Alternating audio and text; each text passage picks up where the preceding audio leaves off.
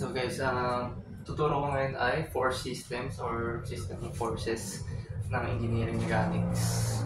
So sa system of forces o force systems, ito ay nagko-consist ng 2 or more.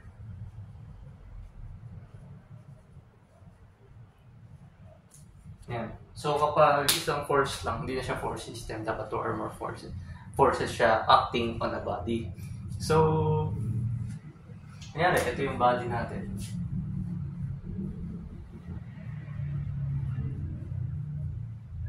Mayroong force na nag-a-act dito.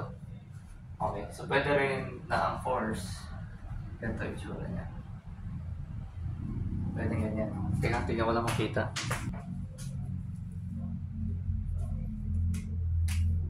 Kanyari, ito ang body.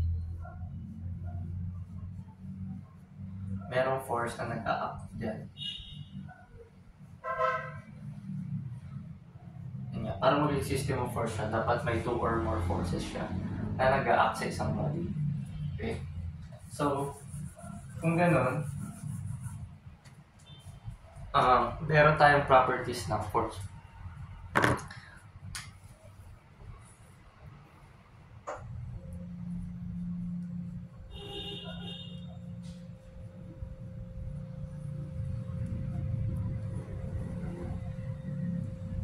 One is yung magnitude. 2 is yung direction.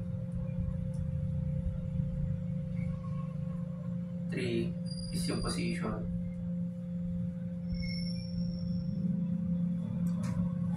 Ayun. So sa magnitude, ito yung amount of force applied on a body. So ito ay nagre-represent ng numerical value or variable. So kunyari, katulad kanina ng example ko, may force 1 dito, may body, tapos may force 2. So, ang magnitude natin dyan is yung ito and ito. Yun ang magnitude natin dyan. So, yung sa direction naman, yun naman yung direction ng magnitude. Ano ba yung direction ng magnitude natin? So, since ang F1 natin is pointing downward, so downward directions siya. Yung F2 natin is pointing upward, so upward direction siya. Yan. So, if ang magnitude naman is the only quantity, is called scalar. Kunyari, ito lang. Mag-isa lang siya. Scalar ang tawag dyan. Pero pag both siya, vector force siya. Basta magkasama ang magnitude tsaka ang direction, vector tawag sa atin. So sa position naman, ito lang naman yung kung nasan yung force sa isang body.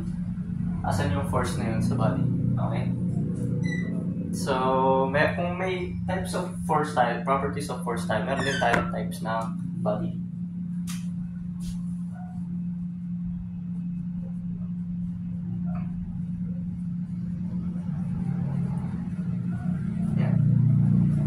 So, sa types ng body, meron tayong tinatawag na rigid. Pag sinabing rigid, hindi nasisira. Although, kahit bigyan mo siya ng force, napakaliit lang niya. So, hindi mo makita yung deformation niya. Ang nangyayari, ang rigid, no deformation. Na-assume na rin natin na no deformation to. Although meron siyang nagaganap na deformation, ina-assume na lang natin na zero siya. Okay? So, ano pa meron sa rigid body? Meron din itong external effect.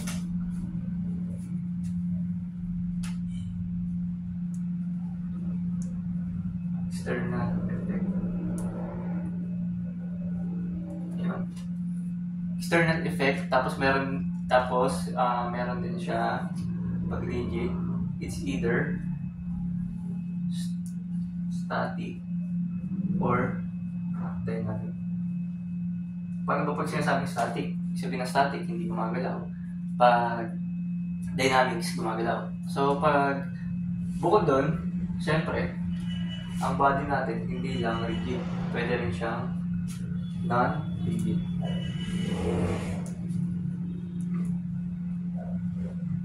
So kapag non-rigid siya, balik na rin lang natin to, meron siyang deformation. Meron na siyang deformation. After nun, bukod sa meron na siyang deformation, ang effect niya ay internal. Okay. Yung parang pinaligtad ko lang din yung dalawa. Pero, ano naman, kung since kapag rigid, static and dynamic, ano sa non-rigid? So, sa non-rigid naman, ito ay stress or hindi, and deformation. So, saan ba natin ito na-encounter ang stress and deformation? Diba sa strength of materials? Enough.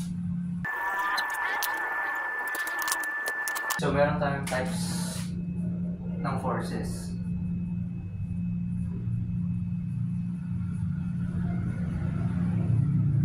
So, sa types of forces, meron tayong tatlo. Merong concurrent force,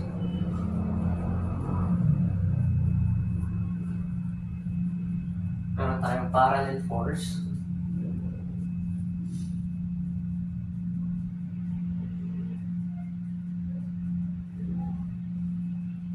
tapos meron tayong non-concurrent force.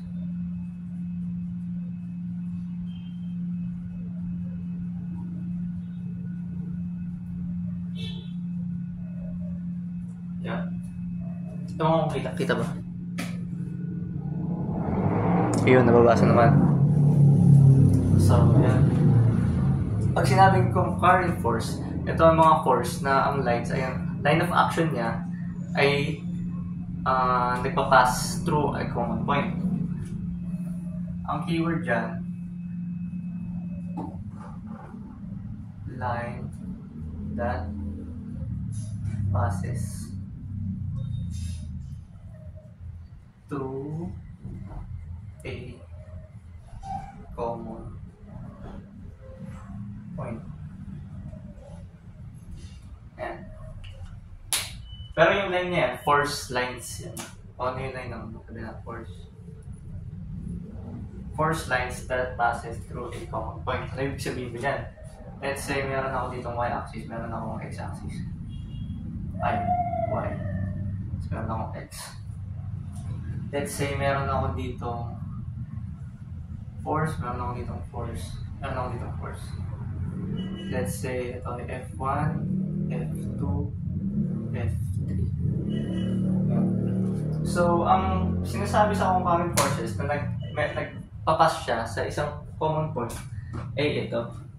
Ito yung common point niya. Ito yung common point. Ito yung common point niya.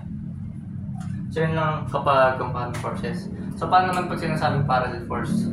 Sa parallel force, itong line of actions are parallel. Paano ba natin sinasabi na parallel ang line? Siyempre, bukod sa hindi nag-i-intersect, ano rin siya, same slope. Same yung y prime, same yung m. Mathematical fact naman na yun. Diba? So, hindi ko mabuksan. So, ganito siya. Same slope ang line niya. Let's say, ito yung force 1 natin. Ito yung force 2 natin. Ito yung force 3 natin. Okay? Tapos pwede rin upward. Diba? Pwede rin downward. As long as parallel siya na hindi nag-i-intersect yung lines natin. Okay? So, bukod doon, malaman mo na yung directions niya. So, diba? Kapag to the right, positive. Pag to the left, negative. Pag to the right, positive. So, ganito rin dito. Pag upward, positive. Pag downward, negative. Pag upward, positive. Sa non-concurrent naman, ito naman yung line of action that neither are parallel nor meron siyang common point. Wala siyang common point, hindi rin siya parallel. So, ang itsura niya ganito.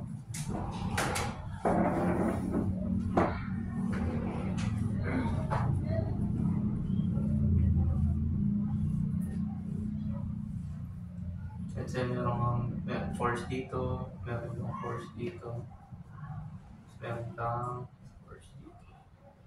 Yan. Tuminan na F1. Okay, tapos meron kang moment dito.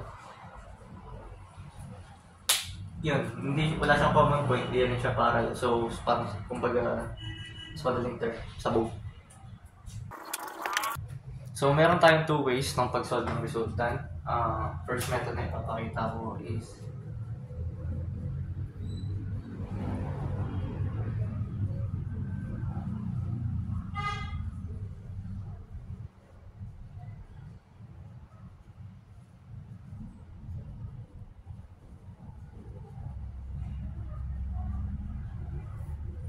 yan. First method na ipapakita ko sa pag-solve ng resultant ay parallelogram.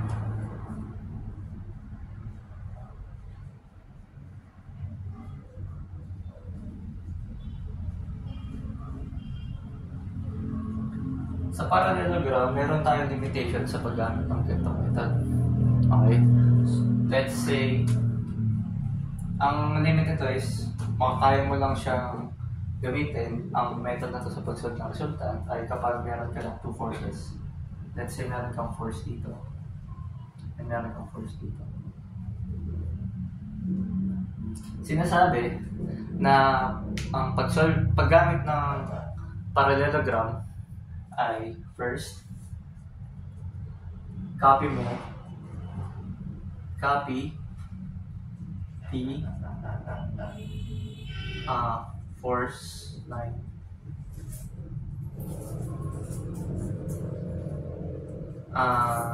by parallel. So, kakopy mo lang yung line natin parallel. So, ganito siya.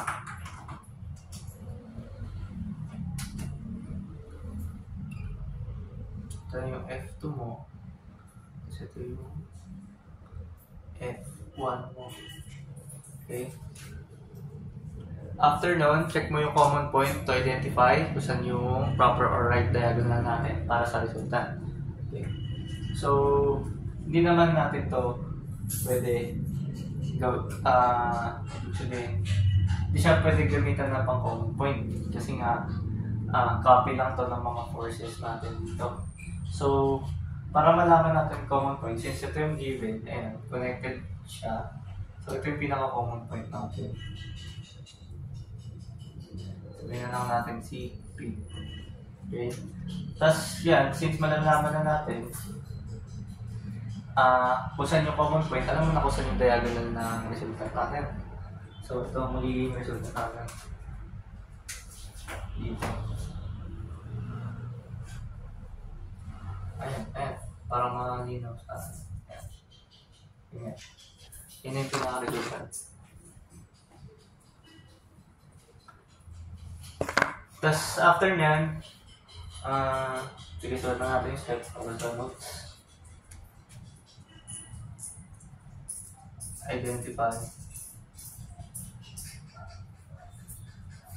common point. Tapos syempre, yung pangatlong gagawin natin, draw a diagonal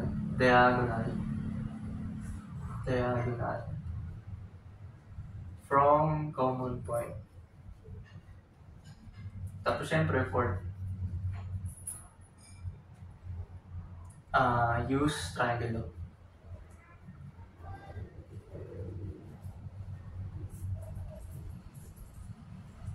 Ano ba yung triangle na sinasabi ko? Katulad nung sa concept na ginawa kong video sa triangles, kapag equilateral,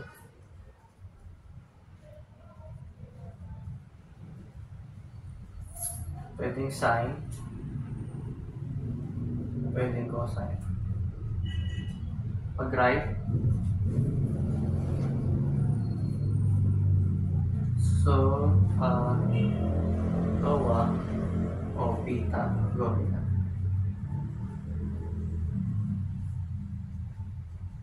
Ayun. Nice. Binibilis ko na pa yung So, a barge is pulled by tugboats if the resultant of the forces exerted by the tugboats is a 5,000 pound force directed along the x-axis of the barge. So, first is to determine the tension in each of the ropes knowing that alpha is 45. So, sabi daw, meron kong barge dito na pinipull ng dalawang boat. Yan. Tapos may given kang 30 degrees dito. Ang alpha mo ito.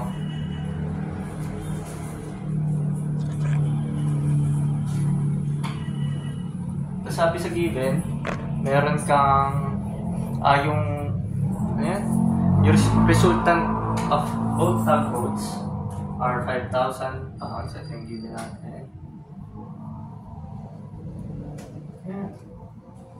Okay. So first, ginagawa natin, pwede mo siyang gamitan ng parallelogram.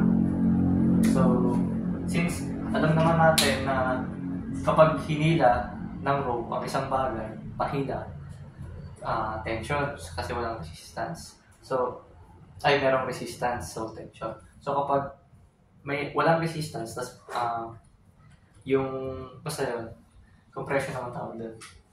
Okay? So, since tension to, makikita na natin na ang line na to, ayan, tension 1, meron kang tension 2 dito. Tapos, sabi daw, determine the tension in each ropes knowing that alpha is 45. So, itong alpha natin, alam natin na 45 siya. So, since 30 degrees to, alpha is 45. Ayan. Yan. Katulad kanina, step 1 lang natin, copy lang natin. Ito, copy natin to. Copy natin to. So, ito, IT, 2, ito, IT, 1. Yun. Lakrisin natin para mas maayos.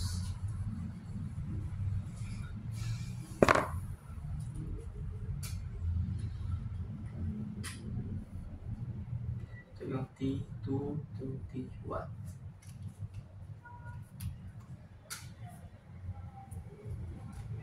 Sabi daw, ang resultant natin ay 5,000 pounds. So, yung kanina nag-identify tayo ng common point. So, since itong dalawa, yung as given natin, ito yung common point natin. Which means that the resultant is dito. So, R natin is 5,000. Okay. After nun, pwede natin i-cut and isolate yung triangle. So, pwede kong piliin ito. Kasi ang hinahanap dyan, yung tension both. So, cut and isolate natin yung triangles. So, ito na makikita natin. Yung 5,000 pounds. Tapos ito. Tapos ito. Meron akong tension 2, meron akong tension 1, knowing that alpha is 45 degrees. Yan. Diba, itong 30 degrees is, ito rin. Diba? Ito rin yun eh. 30 degrees dito, 30 degrees dito. Para mas mag-gets yung ginagawa ko din. Ito. Kanyari, ito, 30 degrees. Siyempre, ito rin 30 degrees. Diba? So, ito rin yun. 30 degrees din ito. So, ito, 30 degrees. So, ito na lang hanapin natin. Paano ba natin makahanap yan? Diba? Ito lang yan. Diba, ang full triangle is 180. That means 180 minus 45 minus 30. Ito yung 30.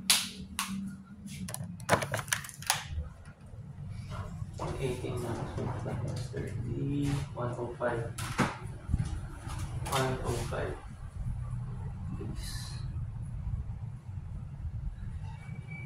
So, yun nga, pinaka-last step natin is using the triangle law. Hindi tayo pwede mag-cosine yan since kulang tayo ng sides, kulang tayo ng isang side. Pero kumpleto ang angles natin. Ano ba maganda gamitin kapag kumpleto ang angles? Diba nga, sine law. So, gamit tayo ng sine law. tatlo. Tignan mo that this is angle A, this is angle B, this is angle C. Which means si TA natin is yung A, ito yung B natin, ito yung C natin. Okay. So, since meron tayong ito, kompleto to, ito rin, pwede natin mahanap yung tension 1 at tension 2. Let's say, ito ay tension 1 yung una natin hanapin.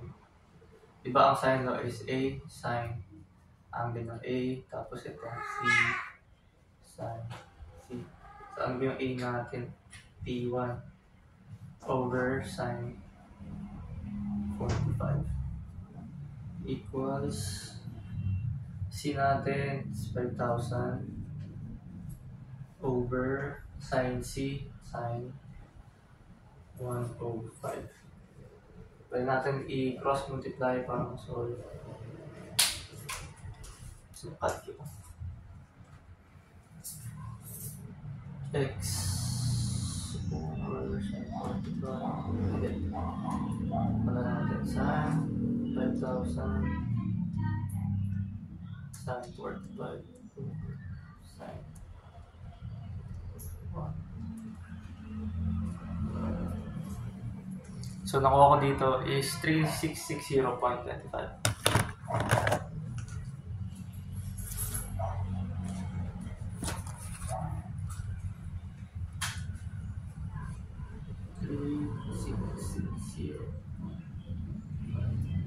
Yung tensions natin. Okay. So, since ang force given natin dito sa resultant ay pounds, so ang unit natin dito pounds din. Yan. Kompleto na yung tension 1 natin. Pwede natin na masolve yung tension 2. Yun lang din, sine law. Pwede A, sine A is equals to B sine. Tama. Ay, hindi. C dapat pala. Sorry. Yan. Equals C sine C.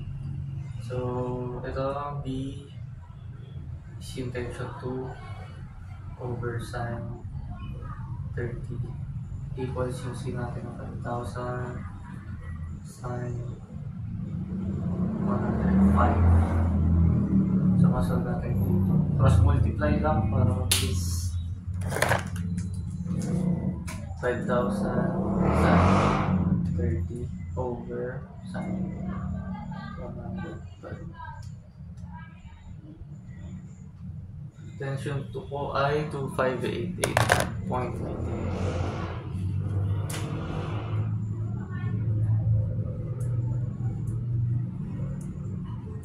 Yun lang guys, kung ano, para malaman mo yung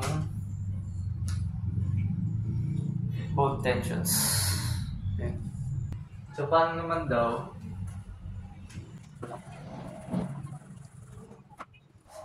sabi daw, if tension 2 is minimum,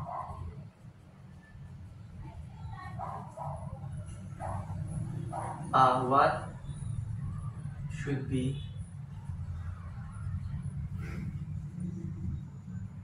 alpha? Diba? Kung ang tension 2 daw ay minimum, ano daw dapat yung value ni alpha? Kaya, ito. Ano daw yung value ni alpha para maging minimum si tension 2? Pinakamadali dyan, pwede ka mag-maximum minima, di ba? Pwede ka mag-maximum minima, pwede ibang method. Pero para mabilis, ito na lang gawin natin.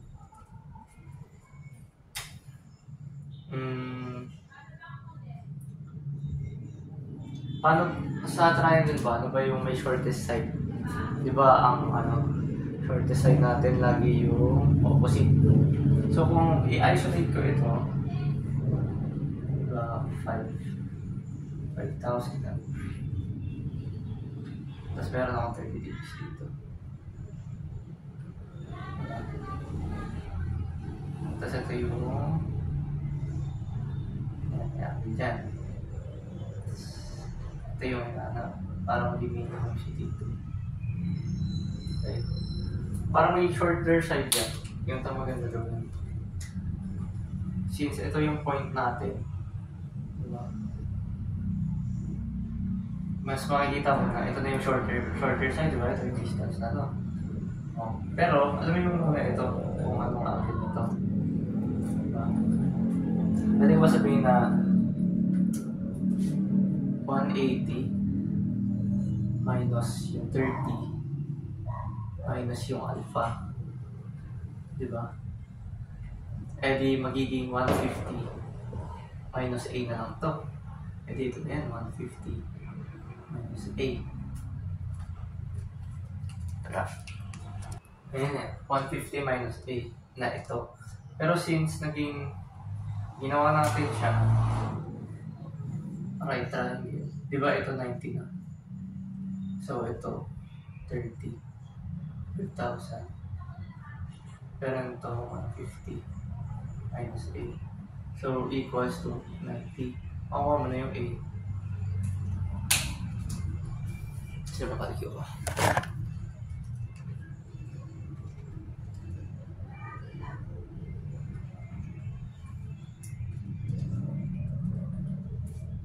$60 meters yung A.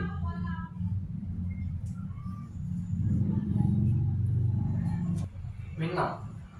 Gawin mo lang para makuha mo yung shorter side lagi.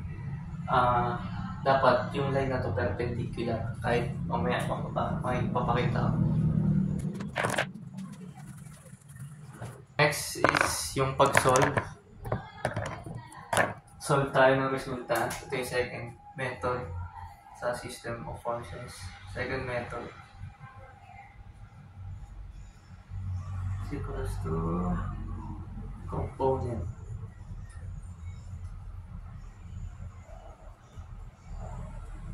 Method.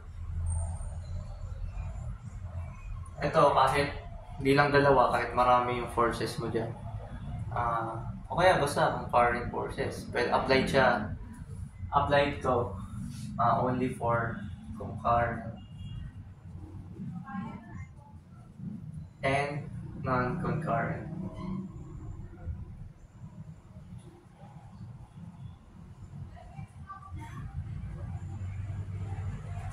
Pwede siya sa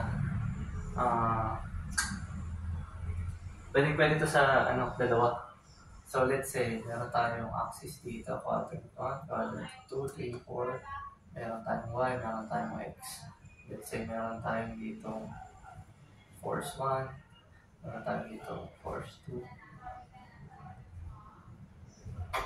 meron tayong force 2. So components, inaalam mo lang dyan kung saan yung sine and cosine ng bawat forces. So since ito tatlo, di ba? Meron dalawa dito, meron dalawa dito, meron dalawa dito. So anim yung components ng dalawang components sa bawat force. So anim siya lahat. Okay. So let's say na ang given angles natin ay nandito. Pagka ganyan, ang palatandaan, para hindi kayo malito sa paggamit ng sine at cosine sa component method, kung saan yung angle, yan, ito yung angle, ito yung force, cosine yan. So since ito wala, di ba wala? Sine yan. So ito lang yan. Tandaan dyan. F1 cosine theta 1. So ito naman sa pataas, F sine theta 1. Okay. Dito naman, ito yung angle, ito yung force, ito yung malapit, ito yung F3 cosine theta. F3 sine theta. So since downward, negative, positive, positive, positive. Ito naman, ito yung angle, ito yung force. So cosine F2, cosine theta 2. To the left, negative. Component nito, dito walang angle, dito may angle. F2 sin theta 2. Ayun, to the upward siya. Upward ng ano ito kaya positive ito.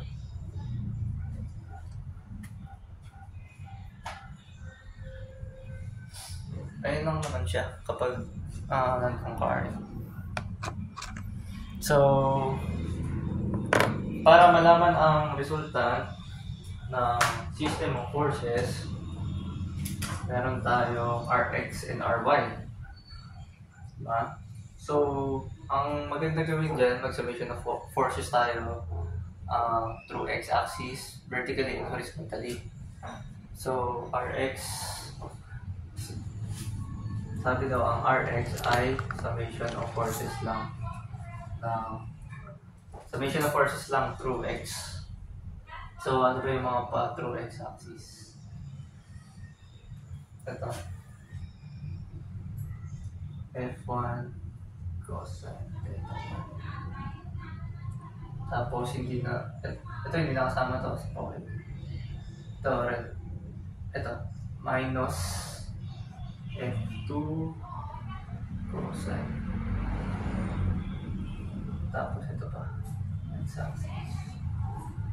Plus F3 cosine theta. Hindi. Same pa ito.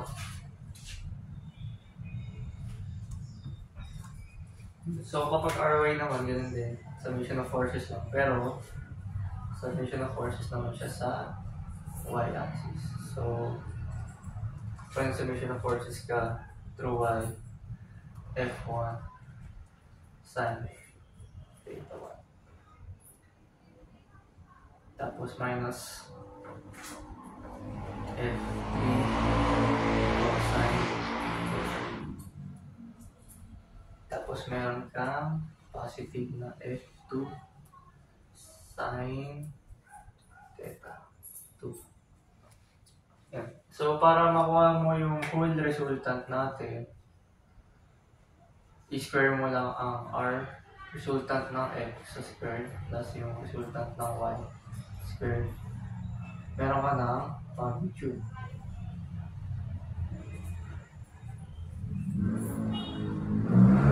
So, para makuha mo ang direction, since lagi naman yan nangyari, ito. Meron ka, meron ka dito. So, pwede ka ng mga tangent theta. Diba? Ito yung Ry mo over Rx. Meron ka ng direction.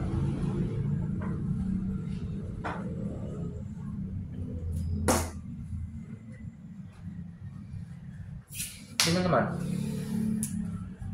So yung kung may magnitude, may direction, ang position niya nga, like kanina, sabi ko, position niya kung saan ang common point. Ito yung common point nito. Ito.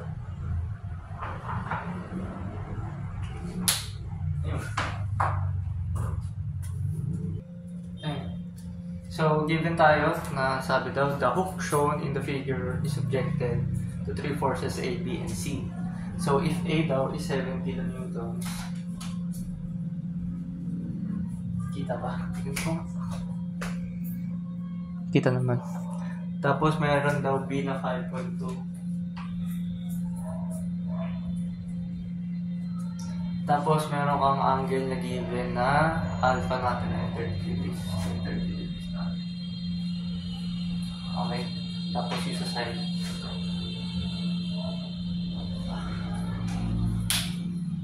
Ayan. So, meron tayong unang problem. If C daw, C is equals to, ano yan? 6.8 kilonewton. Tapos meron daw tayong angle na 45 degrees. Ayan.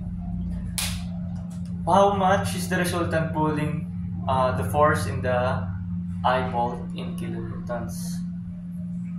Okay, resultant ang hinahanap natin dito. sa atin. So, dali lang naman yan. By components lang. Unahin natin si Rx. Resultant natin sa X, which is yung summation of forces by X. So, yan. Unahin natin dito, negative 7 cosine. Ito daw ay 45, no? 45 plus 5.2 cosine 30.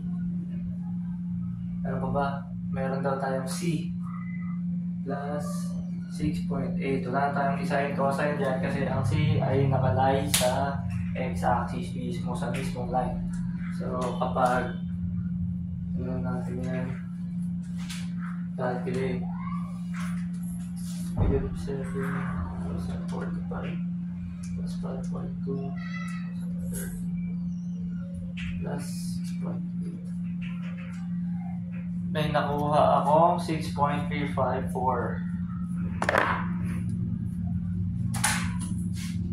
6.3. So, next, yung resultant natin sa Y, summation of forces naman, pero sa Y naman. Dito sa Y naman tayo, dito yung Y, di ba? Yung angle dito, dito yung angle dito. So, 7, positive na yan. Kasi, taas, 77 sine 45. Plus, nakataas kasi ito. 5.2. Andito yung Y, andito yung angle nasa X, so sine siya. Sine 30. Pero ba? Wala na. Sabta lang yun. 7 sine 45 plus 5.2 sine 30. Nakuha ko ay 7.55.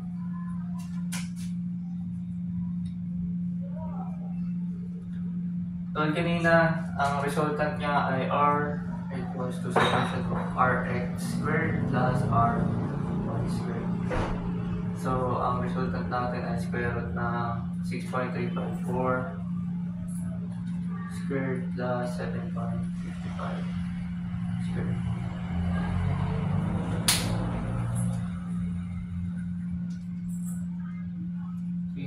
Squared plus 7.55 squared. 9.87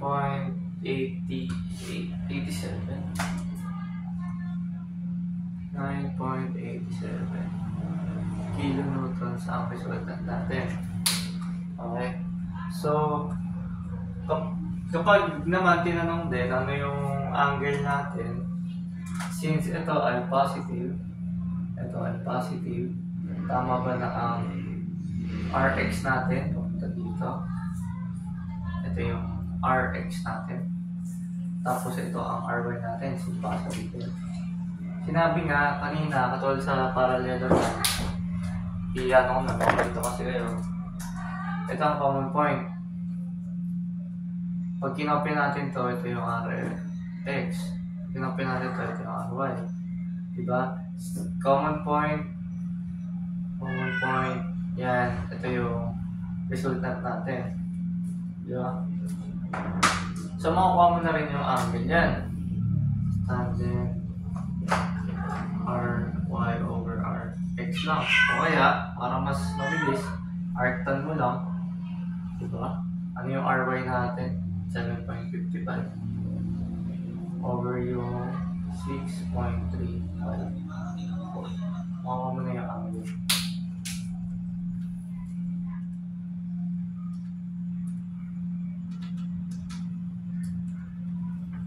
49.9.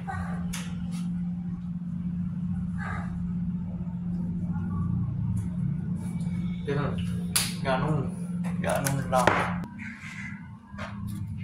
Meron tong Caltech guys. Kung gusto nyo, turo ko na rin.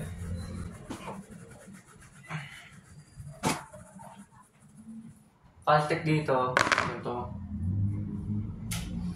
Nangyari, drawing natin ulit. Ito yung 5.2.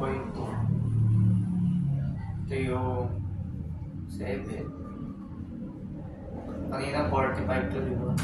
Tapos dito may sika na ayusin natin dito. Ayusin natin kanina. 6.8. Tapos dito 30. Ang Caltech dito, kailangan ano muna, mode complex, tama? Mode complex yung 2. Mode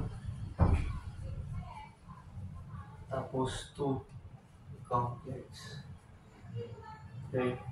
Tapos alamin mo yung rotation niya, counterclockwise. Since ang 6.8 nakalay na dito sa line na to, so 0 na yung degrees nito, di ba? Pag pumunta ako dito, 30 degrees to. Pero pag pumunta ako dito, 180 and 45 na lang. 135.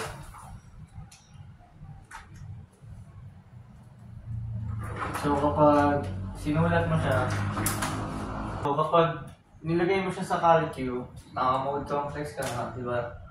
6.8, tapos hanapin nyo lang to sa calcu nyo, 0. Plus 5.2. Tapos yung angle ulit na 30. Plus 7, 135. Yung nga. Baka mali na ito. 0 plus 5.2. 30 plus 7.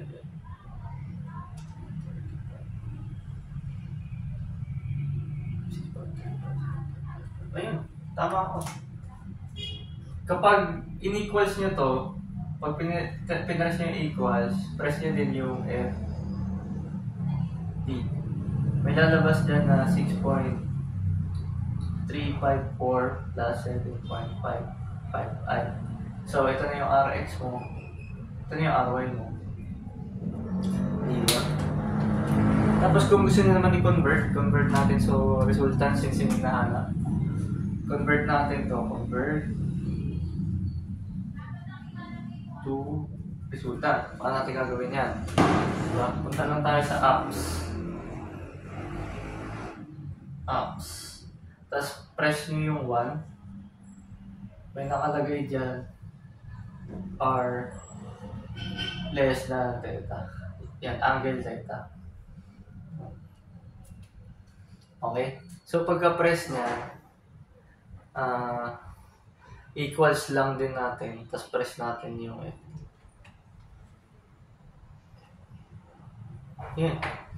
Equals lang ulit. Tapos press mo yung F. Ang lalabas dyan yung 9.86.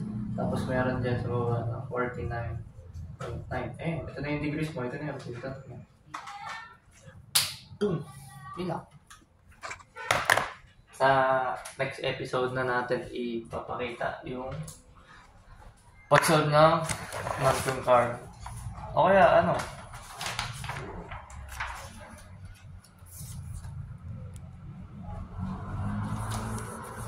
Hello. Ano yan? Binuo mo lang.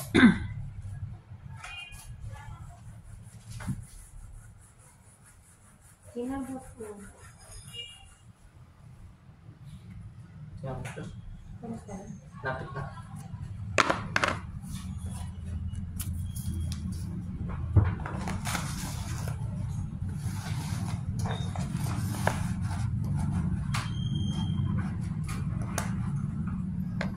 Next daw ay calculate natin yung value ng theta if the resultant of 3 forces is 6.5. So, give na tayo ng isang resultant. 6.5.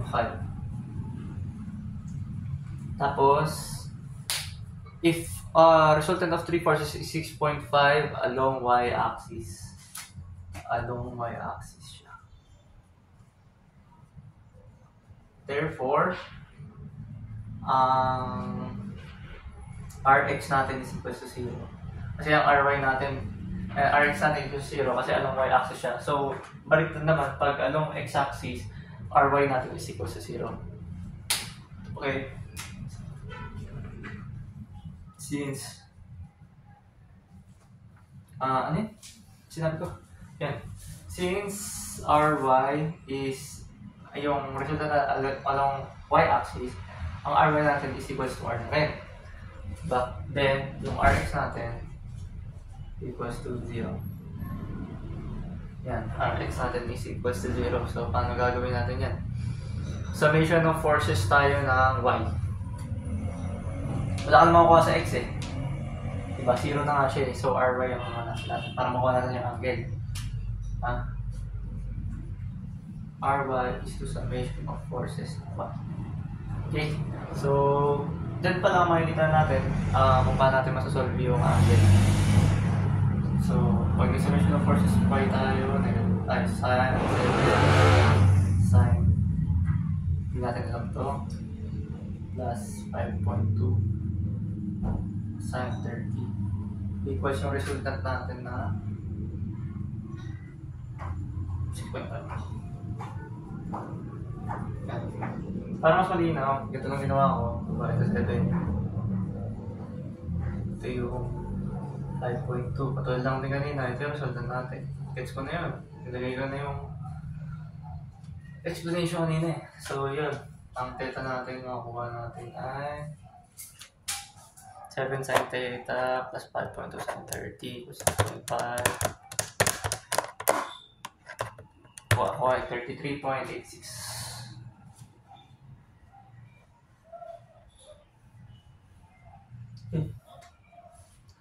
Next naman, if the resultant of three forces, yan.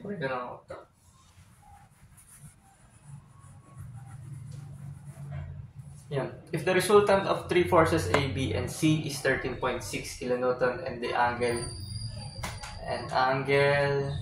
theta, hindi, solve na lang.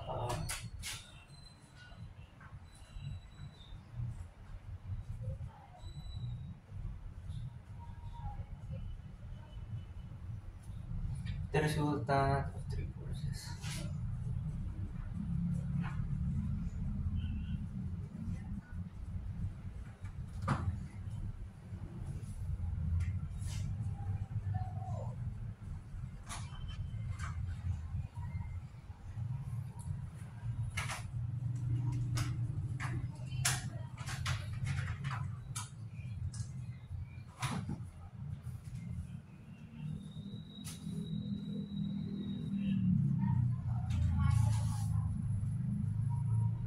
What is the value of C?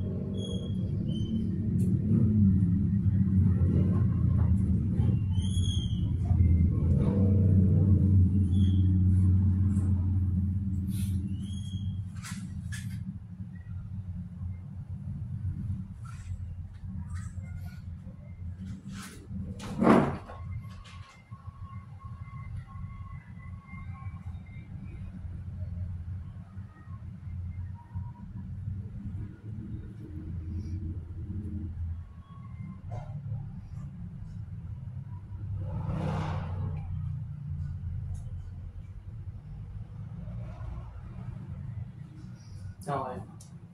Yan. So, given dito, resultant natin of three forces ay ng A, B, and C ay 13.6. So, alam nga natin na ang resultant natin ay pataas. Kasi yung nga, common point, yung 7 natin pataas din, hindi natin pataas din. Common point niya yung nandun, pataas. So, meron na tayong Ry. Ito nga. R squared plus R squared. Given na tayo ng resultant, meron tayong Ry. Diba? So, ang isosolve natin is yung Rx, diba? Wala tayong Rx. Diba? So, solve natin yung Ry. Ry summation of forces ng y is to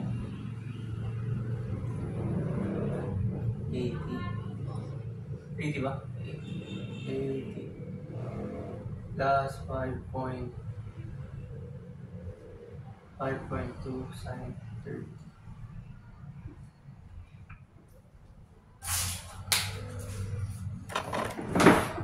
7 sine 80 plus 5.2 sine 9.494 kilonewtons. Ang wala naman tayo yung Rx para makuha yung C. Diba? Ang C kasi nakalay dito eh. So, ito, kompleto sa Ry. Sa Rx, hindi kasi magiging dalawa yung unknowns natin dito. Pag pinat natin yung equation niya. So, since meron na tayong resultant, meron tayong Ry, sabi natin ang Rx. Gusto ko yung Rx.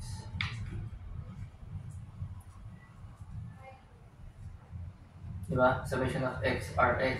Pag binatang natin yung equation niya, wala tayong Rx. So, ang gagawin natin dito, since meron tayong resultant na 13.6, ito gawin natin. 13.6 summation ng Rx squared plus Ry na 9.494 squared. So, makukuha natin yung Rx.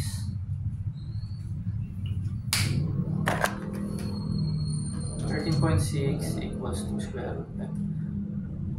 13.6 equals to square root of Rx squared plus 9.494 squared.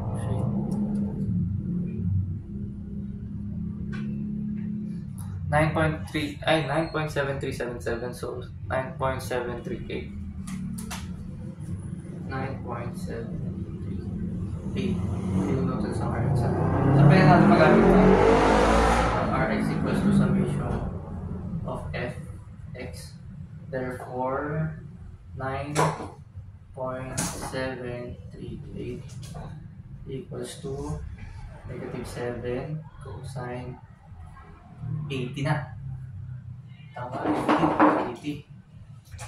80 plus 5.2 cosine 30 plus C. So, makakuha na natin yung C. 9.738 equals to negative sine 80 plus 5.2 cos.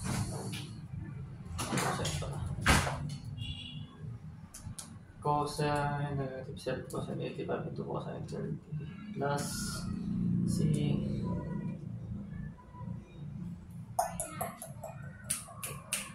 Nakuha ko 6.45. C ko ay 6.45. Ngayon ka, kumita sa camera. Ayun, kita naman 6.45. Yun. Sa concurrent yan, bukas na yung man ko ulit na ako is. Oh, thanks.